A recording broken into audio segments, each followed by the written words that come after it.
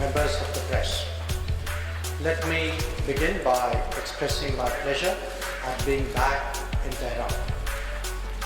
I had today a very useful exchange of views with my dear colleague Dr. Amir Abdullahian. We were able to review all aspects of our bilateral engagement quite comprehensively and exchange thoughts on some pressing global and regional issues.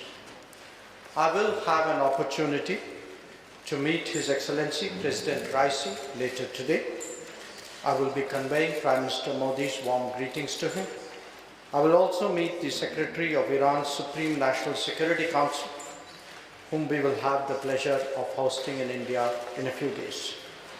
Earlier this morning, I met with the Minister of Roads and Urban Development, Minister Mehdad Bazarpash.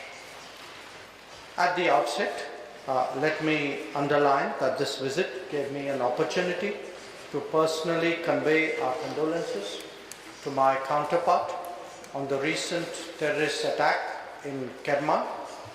Prime Minister Modi has written to President Raisi in this regard as well.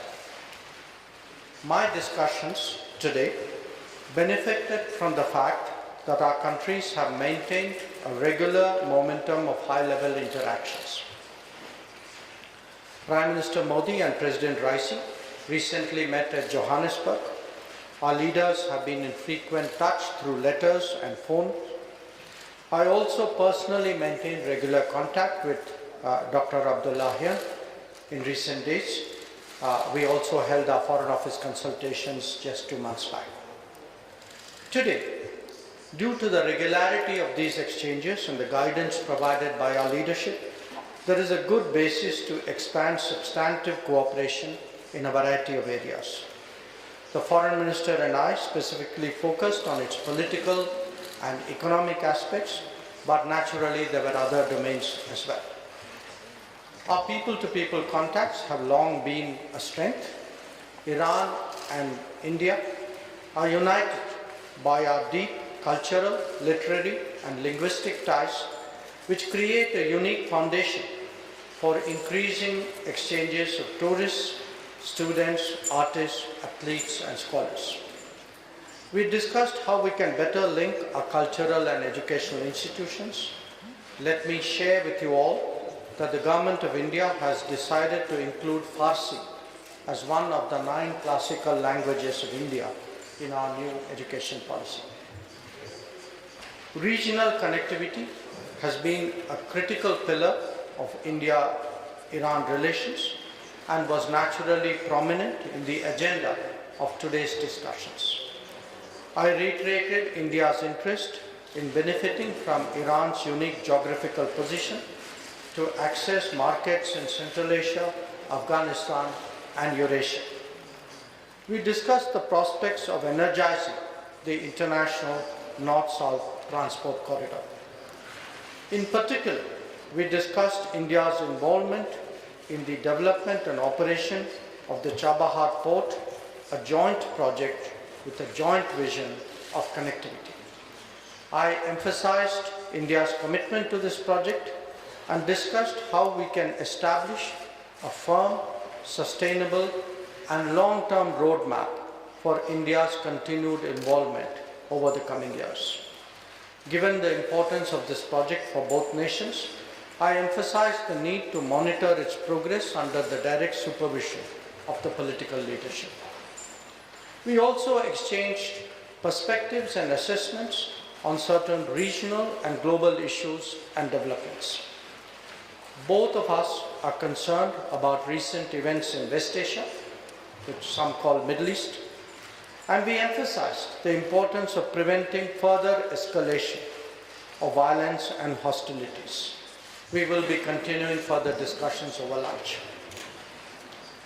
As you all know, India has a long-standing and uncompromising position against terrorism in all its forms and manifestations.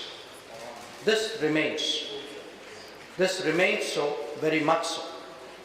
At the same time, we strongly believe that it is imperative to avoid loss of civilian life in any conflict situation.